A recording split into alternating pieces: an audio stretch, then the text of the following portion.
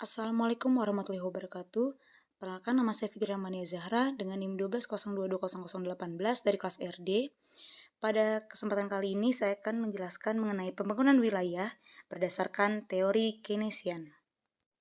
Berikut merupakan outline pembahasan, di mana pertama ada sejarah perkembangan teori Keynesian pada pembangunan wilayah dan para tokoh pendukungnya.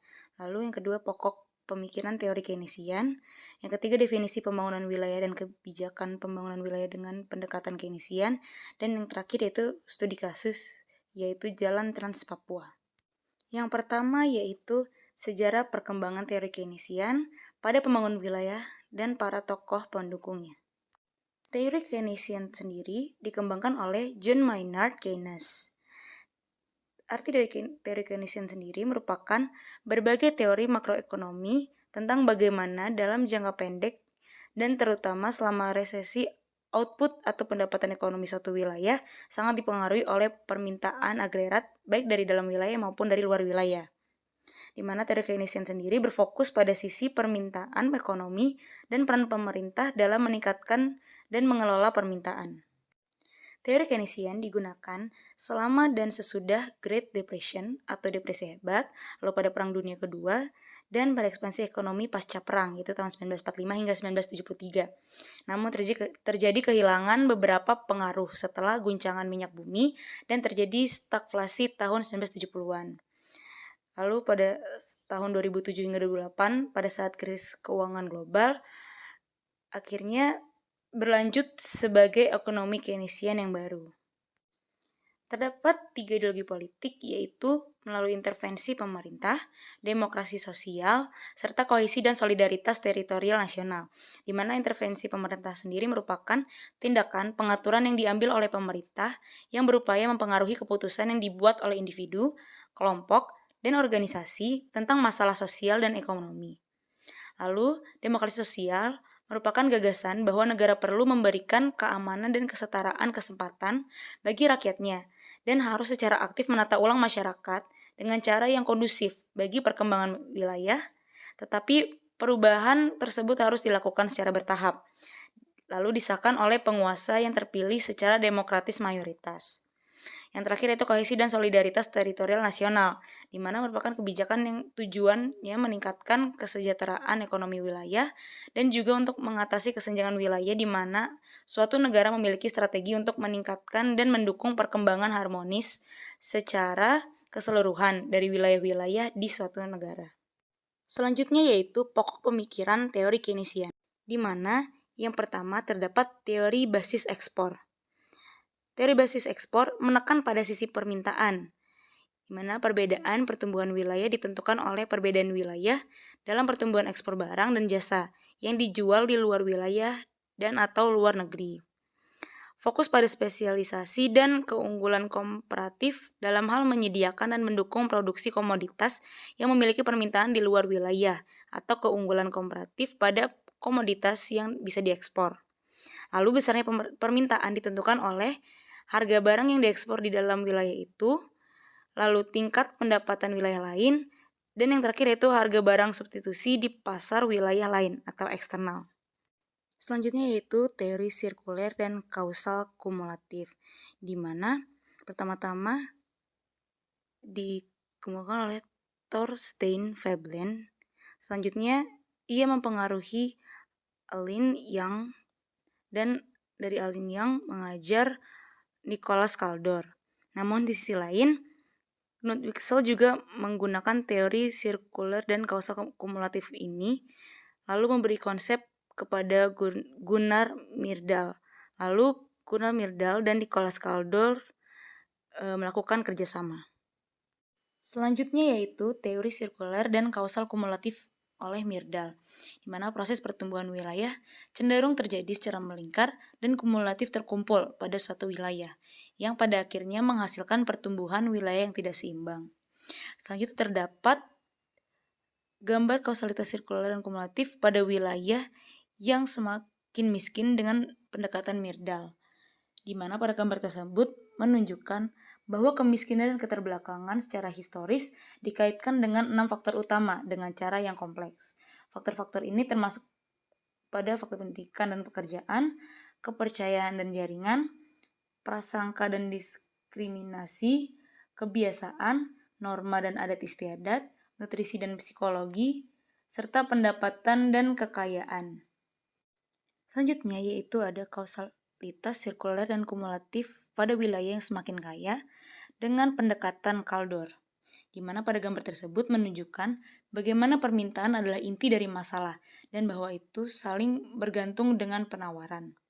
Tingkat permintaan domestik yang kuat dengan sendirinya dan dalam kaitannya dengan faktor-faktor lain dapat membantu menyediakan lingkungan di mana kepercayaan relatif tinggi atau dengan ketidakpastian rendah, sehingga merangsang investasi pada tingkat yang relatif tinggi. Investasi dapat menghasilkan peningkatan produktivitas melalui skala ekonomi, ruang lingkup, dan learning by doing.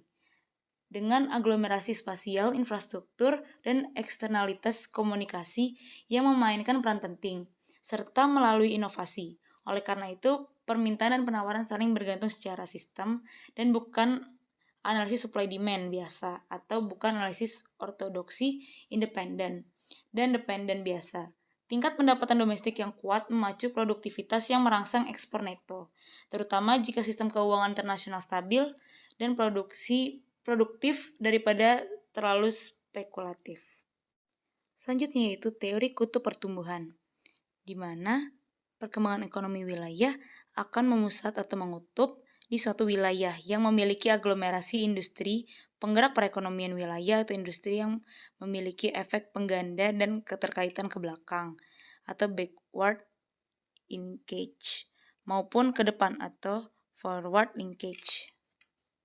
Jadi secara singkat, pokok pemikiran teori Keynesian yaitu yang pertama menjelaskan alasan mengapa kesenjangan pertumbuhan wilayah tetap terjadi dan bahkan direproduksi dari waktu ke waktu dalam perekonomian yang bertumpu pada mekanisme pasar bebas.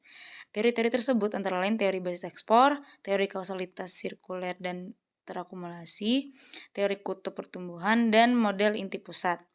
Lalu yang kedua berfokus pada peran permintaan daripada penawaran dalam menjelaskan pertumbuhan suatu wilayah. Yang ketiga itu pasar bebas dilihat sebagai suatu yang berpotensi meningkatkan kesenjangan daripada mengurangi kesenjangan ekonomi dan sosial antar wilayah. Karena kekuatan pasar bebas jika dibiarkan berjalan secara spasial pertumbuhan ekonomi tetap tidak seimbang. Yang terakhir itu perekonomian pasar bebas. Terjadi aglomerasi industri yang mengarah pada konsentrasi kumulatif modal, tenaga kerja, dan output di wilayah tertentu atau mengutup atau terpolarisasi dengan mengorbankan wilayah yang lainnya. Selanjutnya yaitu pokok pemikiran teori Keynesian, di mana penyebab kesenjangan wilayah yaitu adanya deregulasi dan liberalisasi pasar. Selanjutnya kelemahan struktural, investasi yang rendah, perpindahan modal yang terus-menerus dan wilayah miskin ke wilayah yang maju mengakibatkan wilayah miskin tetap miskin dan wilayah kaya semakin kaya. Dan yang terakhir, ketidakcukupan partisipasi pemerintah dalam pembangunan suatu wilayah. Selanjutnya yaitu definisi pembangunan wilayah dan kebijakan pembangunan wilayah dengan pendekatan Keynesian. Yang pertama itu pembangunan wilayah, di mana dapat diartikan bahwa upaya yang memerlukan intervensi pemerintah atau upaya pembangunan yang tidak dilepaskan pada pemekaran pasar dalam rangka mengurangi kesenjangan wilayah atau dalam rangka mencapai pembangunan antar wilayah yang seimbang. Lalu pendekatan untuk memperbaiki wilayah yang tertinggal, yaitu menggunakan dua cara. Yang pertama, kebijakan proaktif di tingkat wilayah, dan yang kedua, investasi publik pada infrastruktur. Yang pertama yaitu kebijakan proaktif di tingkat wilayah, yaitu fokus pada mengatasi masalah sebelum masalah tersebut muncul. Dan investasi publik pada infrastruktur, yaitu sebagai alat untuk meningkatkan pertumbuhan jangka panjang.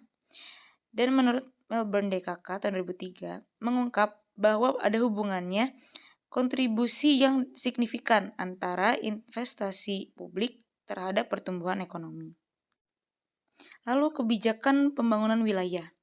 Yang pertama itu bantuan untuk wilayah secara ekstensif, yaitu untuk meningkatkan perekonomian wilayah yang tertinggal dan untuk meningkatkan kohesi ekonomi wilayah.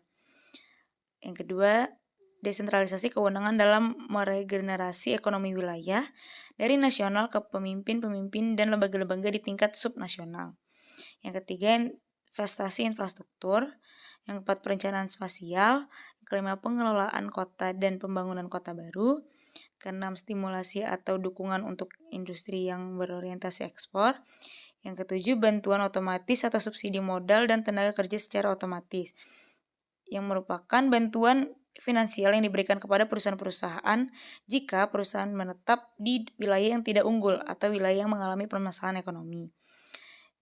Yang kedelapan, bantuan untuk wilayah secara ekstensif, yaitu segala jenis intervensi selektif atau kebijakan pemerintah yang berupaya mengubah struktur produksi ke sektor-sektor yang diharapkan, menawarkan prospek yang lebih baik untuk pertumbuhan ekonomi daripada yang akan terjadi tanpa adanya intervensi tersebut. Yang ke-9 yaitu inovasi kelembagaan perekonomian. Ke-10, pembangunan kawasan-kawasan industri yang bisa menggerakkan efek berganda. Dan yang terakhir yaitu nasionalisasi industri. Selanjutnya itu studi kasus, di mana saya mengenal pertumbuhan wilayah Pulau Papua melalui pengembangan kawasan-kawasan pusat pertumbuhan ekonomi di koridor Trans Papua. Terkait keterhubungan antar wilayah di Provinsi Papua dan Papua Barat merupakan salah satu fokus utama dalam pembangunan.